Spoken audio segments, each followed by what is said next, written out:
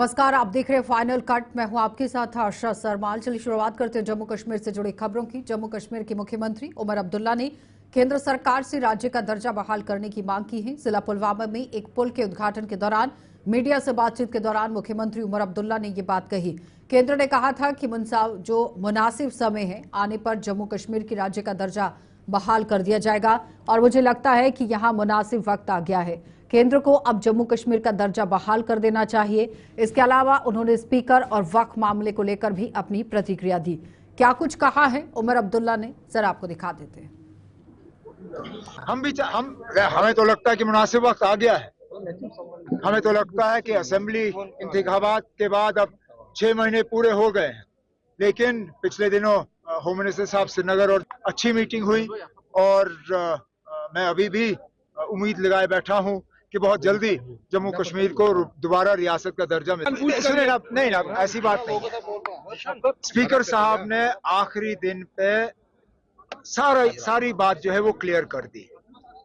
गलती शायद उस वक्त मेंबरों के तरफ से ये रही कि उन्होंने एडजर्नमेंट मोशन लाया है। एडजर्नमेंट मोशन सिर्फ और सिर्फ जम्मू कश्मीर की हुकूमत के काम को लेके जो है एडजर्नमेंट मोशन लाया जाता है, क्योंकि उस वक्त हुकूमत को जवाब देना होता है। अब मुझे बताइए ना, अगर ये एडजर्नमेंट मोशन एडमिट किया गया होता, हम लोग क्या जवाब देते? ये वक्फ बिल हमारे तरफ से नहीं लाया गया था।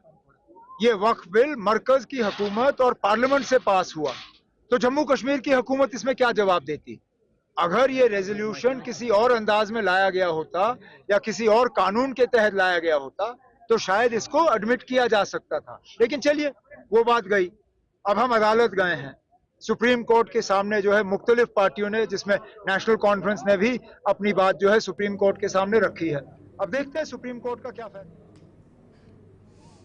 तो बाबा बर्फानी की यात्रा के लिए आज जम्मू में रजिस्ट्रेशन शुरू हो गई है। बाबा अमरनाथ की यात्रा की रजिस्ट्रेशन शुरू होने से शिव भक्तों में भारी उत्साह देखा गया। सुबह से बाबा बर्फानी के भक्त बैंक शाखाओं पर पहुंचे हैं। श्री अमरनाथ जी की यात्रा के लिए रजिस्ट्रेशन करवाया गया।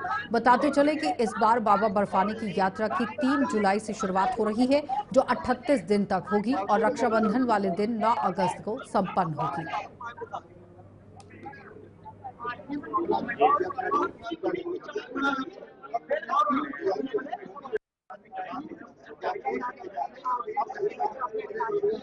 और इस यात्रा में 13 साल से नीचे के जो व्यक्ति हैं वो परमिट नहीं है। 13 साल से ऊपर और 70 साल से नीचे तक, 70 तक वो लोग परमिट होंगे इस यात्रा के लिए। इवन प्रेग्नेंट वुमेन 6 वीक्स तक वो भी परमिट नहीं होंगे। इस यात्रा के लिए जो ज़रूरी चीज़ें हैं वो मैं कुछ बताऊंगा आपको।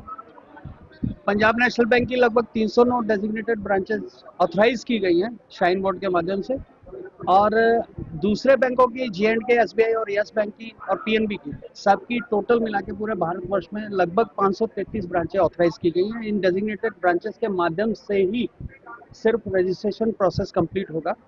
ये रजिस्ट्रेशन प्रोसेस आप ऑनलाइन भी कर सकते हैं और डेजिग्नेटेड ब्रांच में आके फिजिकली भी कर सकते हैं, लेकिन ये प्रोसेस आपको KYC, ये आधार ऑथेंटिकेशन जो है वो आपको ब्रांच में आके ही करना पड़ेगा।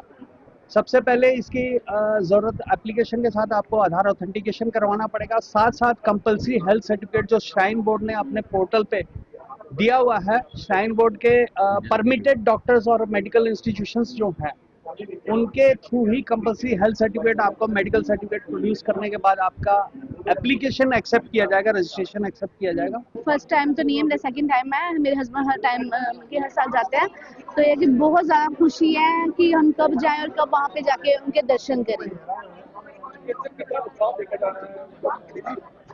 हाँ तो है भैया, देखो कितनी लाइन लगी है, सारे दर्शन करने के लिए आए हैं। सभी चाहते हैं कि उनका आराम से दर्शन हो, खुशी, अब बल्कि बहुत ज़्यादा खुशी है।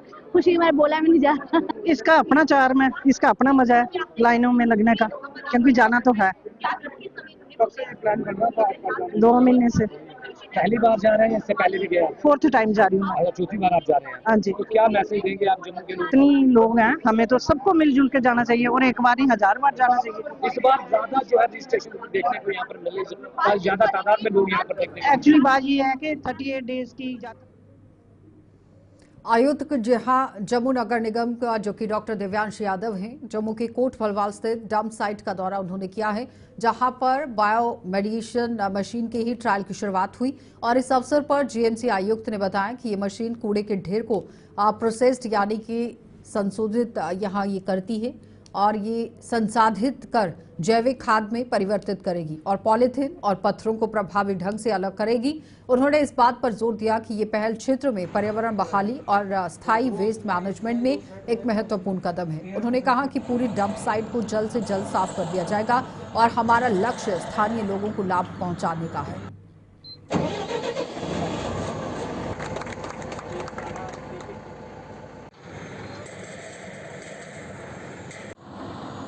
आज कोट बलवाल में जो डंपिंग ग्राउंड है म्यूनिसिपल कॉरपोरेशन का, उसमें बायो रेमेडिएशन का ट्रायल प्रोसेस शुरू हो गया है। बहुत जल्द ये प्रोजेक्ट पूरी तरह फॉर्मली इनॉग्रेट भी हो जाएगा।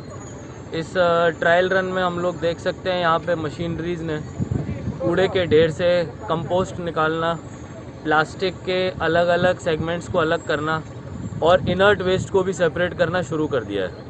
कहीं ना कहीं इससे इस पूरे एरिया के एनवायरनमेंट को भी प्रोटेक्ट किया जाएगा और जितने भी हमारे सॉलिड वेस्ट मैनेजमेंट के रूल्स हैं और जो पैरामीटर्स हैं उसी के अंडर हम लोग इस प्रोजेक्ट को करेंगे, ताकि इस जगह पे आने वाले दिनों में एक बहुत बड़ा पार्क स्टैब्लिश हो जो इस पूरे जगह के लोगों को फ़ायदा दे।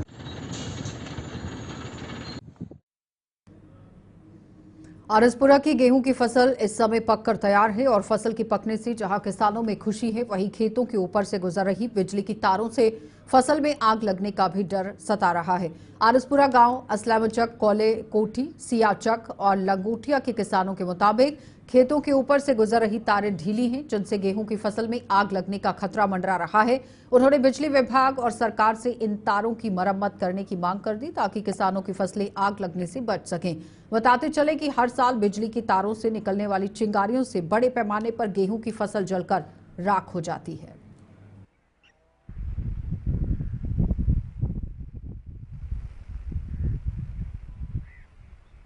अपने एलजी महोदय अगे ते अपने मुख्यमंत्री उमर अब्दुल्ला साहब अगे आखना चाहते हैं कि जी कणक की फसल तैयार लगभग तैयार हो रही है और 5 या 10 दिन रही ने इसकी कटाई करनी। अस सरकार अगे आग्रह करना चाहते हैं कि जो साढ़े इरीगेशन के ट्यूबवैल लगे या इरीगेशन दी बंबियां लाई दियां, उत्थे बिजली विभाग द्वारा जी तारां साड़ियां लाई दियां, फिट की दियां। कुछ तारां पुरानियां ने, कुछ तो जी का जंजाल बने रहे हैं, उन्हें तारें दुरुस्त किया जाए कि कोई बड़ी अनहोनी नहीं हो सके, क्योंकि ये किसान की 6 महीने की मेहनत है और 6 महीने किसान इसी बलगदा है। और बलग के कुछ नतीजे दिखे 2-4 साल के अंदर दिखा कि काफ़ी बिजली तारें कन्नै शार्ट सर्किट होने कन्नै कि लोकें किसानें काफ़ी नुकसान होया। अस प्रशासन अगे भी आखना चाहते हैं कि एक तो कम से कम जी 2-3 जिथे 40-50 ग्रां है ना, उनके 2-3 किलोमीटर के अंदर एक अपनी फायर ब्रिगेड होनी चाहिए और बकायदा पोस्टर लगे होने चाहिए कि कोई भी एमरजेंसी आए प्रशासन तरफा एक अभियान ये चलाना चाहिए कि हर मतलब पंचायत में एक पोस्टर ला रहा कि कोई भी एमरजेंसी कुछ अगर अग लगती है कनका में या कुछ होता है, जिन्नी जल्दी हो सके फायर ब्रिगेड ही फोन किया जाए। और उसके बाद 2-3 किलोमीटर के अंदर एक फायर ब्रिगेड जिन्ने दिन 15 दिन है कटाई या 20 दिन है या 25 दिन है अवेलेबल होनी चाहिए कि हर ग्राउंड के 10-15 ग्रां के एक फायर ब्रिगेड अवेलेबल होनी चाहिए है। और साथ ही बिजली विभाग भी अनुरोध करना चाहते हैं कि जी कोई तारा को ढिलियां हुई उन्हें काफ़ी कस्या जाए और जिहदे कन्नै कि किसान ही बेचारे की 6 महीने की कमाई है कि वह कमाई बर्बाद ना हो। इसलिए प्रशासन अगे भी अस आग्रह करना चाहते हैं और बाद अपने किसान भाई अगे भी आखना चाहते हैं कि वह बिजली विभाग कन्नै संपर्क करें और उनके कन्नै जाइए तारें अपनी सुचारू रूप कन्नै कस्सी कुस्सी शैल करिए तो उनके कन्नै ठीक कराया। सर असी यो कहना चाहते हैं डिपार्टमेंट नूं कि इस टाइम कणक की फसल लगभग पूरे तरीके नाल पूरी तैयार है।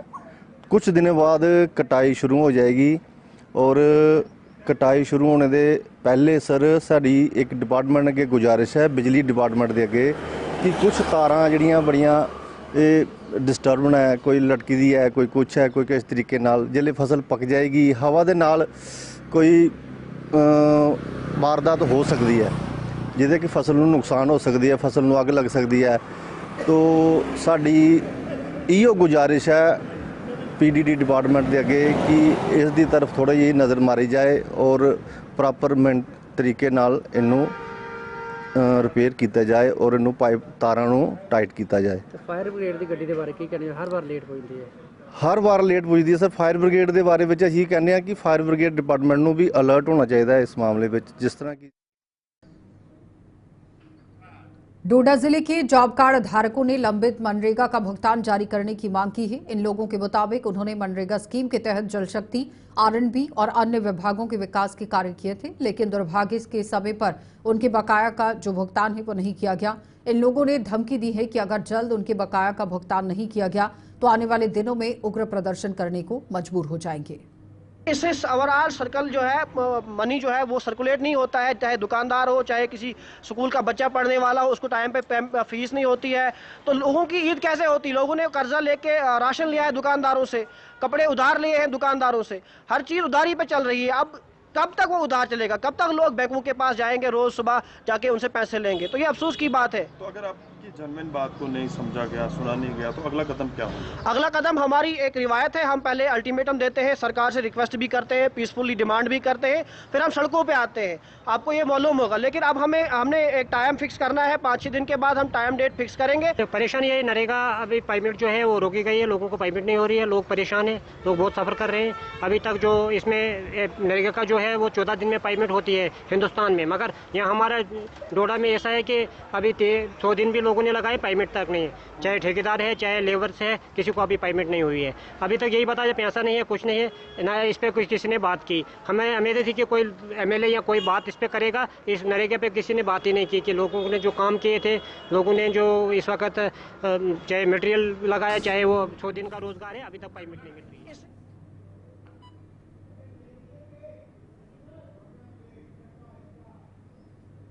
बीजेपी का गांव चलो बस्ती चलो अभियान अभी भी जारी है और बताते चले कि इस अभियान के तहत पूर्व डिप्टी मेयर और बीजेपी के वरिष्ठ नेता बलदेव सिंह बलोरिया ने सफाई अभियान चलाया है। ये अभियान उन्होंने जम्मू शहर के वार्ड नंबर 21 गांधीनगर लक्ष्मी नारायण मंदिर में चलाया है और इस दौरान कई बीजेपी कार्यकर्ता भी उनके साथ अभियान में शामिल रहे।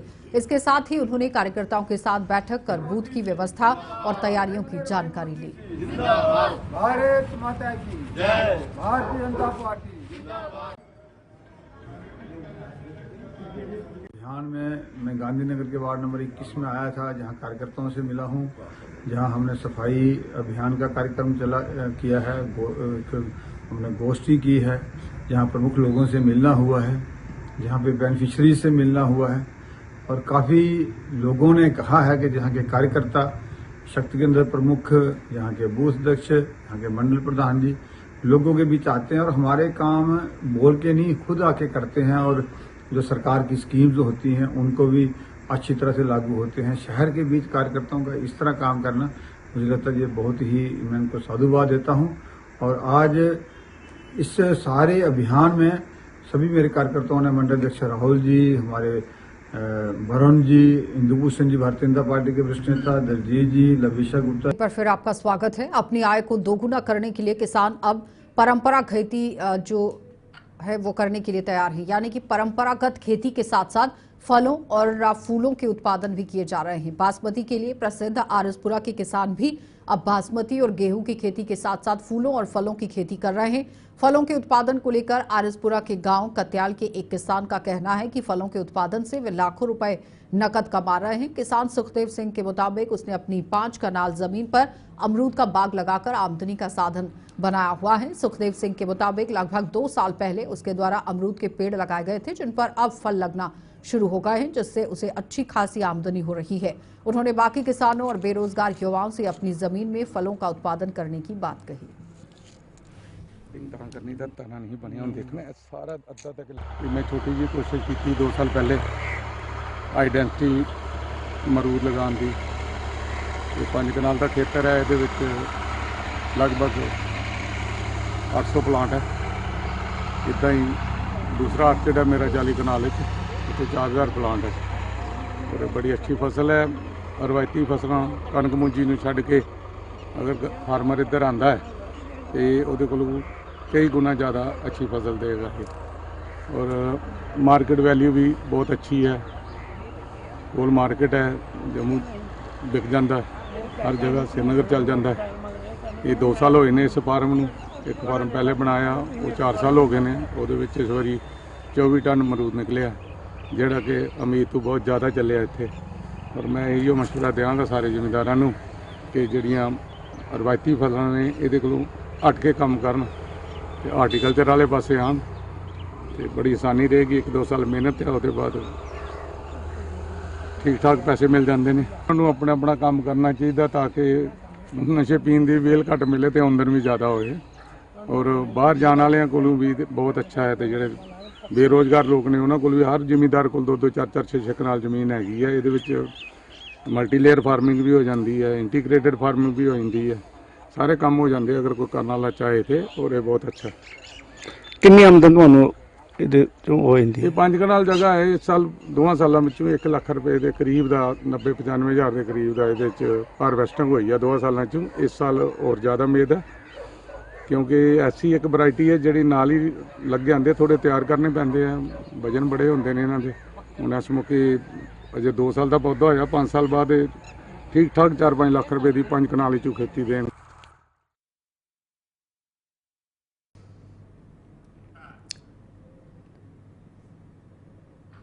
तो राष्ट्रीय राजमार्ग 44 गरनई क्षेत्र में ही श्रीनगर की कट्टा जाते समय टेम्पो चालक के नियंत्रण से बाहर होकर दुर्घटनाग्रस्त हो गए। और इस हादसे की सूचना मिलने के बाद पुलिस मौके पर पहुंची और स्थानीय लोगों की मदद से घायलों को जीएमसी उधमपुर में भर्ती कराया गया। इस हादसे में 12 पर्यटक घायल हुए हैं।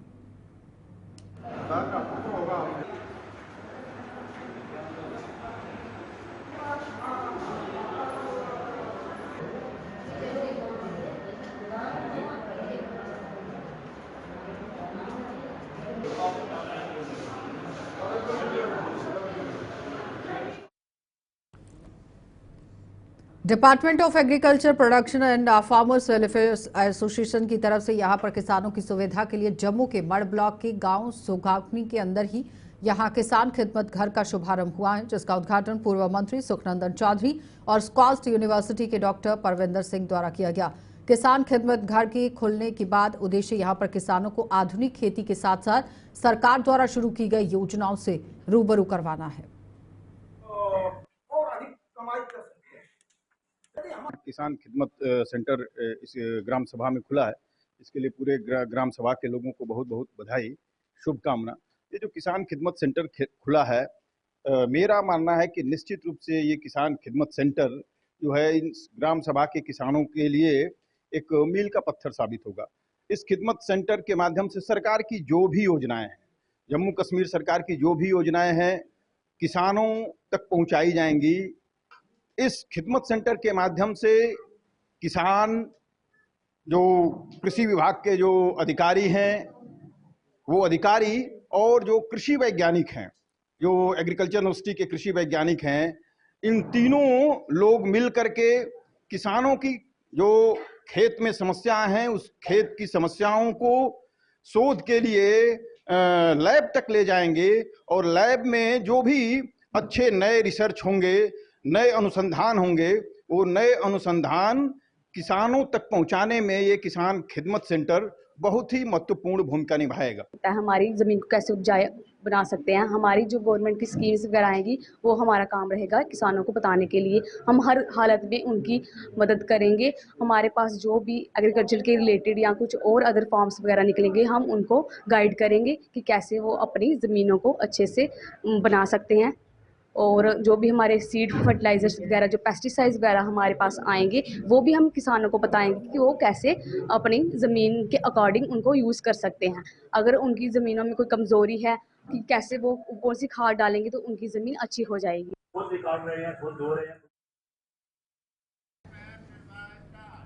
तो जम्मू बीजेपी कार्यालय में बीजेपी प्रवक्ता पूर्णिमा शर्मा द्वारा प्रेस कॉन्फ्रेंस की गई। प्रेस कॉन्फ्रेंस में ही यहां देखिए अपनी बात रखी गई। प्रेस कॉन्फ्रेंस के जरिए उन्होंने वर्तमान प्रदेश सरकार पर जमकर निशाना साधा। एक तरफ बीजेपी प्रवक्ता ने केंद्र सरकार द्वारा जम्मू कश्मीर में किए गए कामों की सराहना की, तो वहीं दूसरी तरफ नेशनल कॉन्फ्रेंस की सरकार पर काम न करने पर आरोप लगा दिया। उन्होंने जम्मू कश्मीर के प्रमुख प्रोजेक्ट्स जैसे कृत्रिम झील, गंडोला प्रोजेक्ट, मुबारक मंडी में पार्क की साफ सफाई और रखरखाव को लेकर भी अपनी बात रखी। और क्या कुछ कहा, देखें।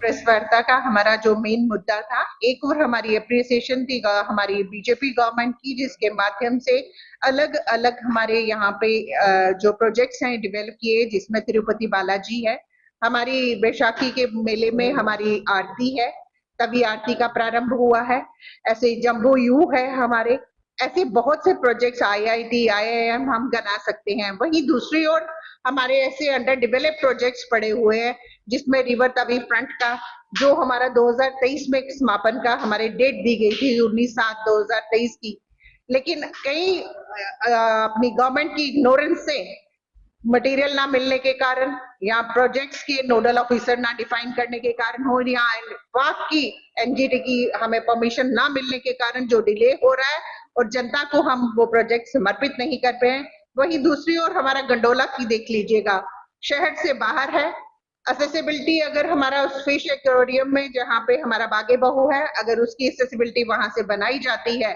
वहां पे हमारे सैलानियों का फुटफॉल भी बढ़ा रहता है और लोगों की एक्सेसिबिलिटी जब बढ़ेगी तो ही प्रोजेक्ट्स की हमारी जो है कास्ट जो वो निकल सकती है। वो हमारा एसेट ना होते हुए आज हमारी गवर्नमेंट के ऊपर एक लाइबिलिटी बनी हुई है। ऐसे हमारे मुबारक मंडी का प्रोजेक्ट है, वहां के लोकलिस्ट इतने परेशान हैं उस प्रोजेक्ट से कि जब से वो शुरू हुआ है, जहां पे वो एक छोटा सा पार्क वहां डेवलप था, लोग वहां अपने स्वास्थ्य को स्वस्थ रखने के लिए वहां जाते थे, लेकिन आज इतनी क्षतिग्रस्त कंडीशन में उन पार्क की पोजीशन है कि लोग वहां सांस लेना भी दूभर नहीं।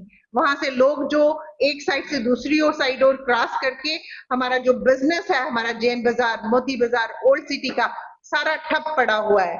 आप मीडिया बंदों के माध्यम से आज हमारा लक्ष्य यही था कि इन अंडर डेवलप्ड प्रोजेक्ट्स को हम जल्द से जल्द इस सत्तारूढ़ पार्टी को हम कहते हैं कि इसको कंसीडर किया जाए, डेवलप किया जाए और जनता को समर्पित करें ताकि लोग राहत की सांस लें। धन्यवाद।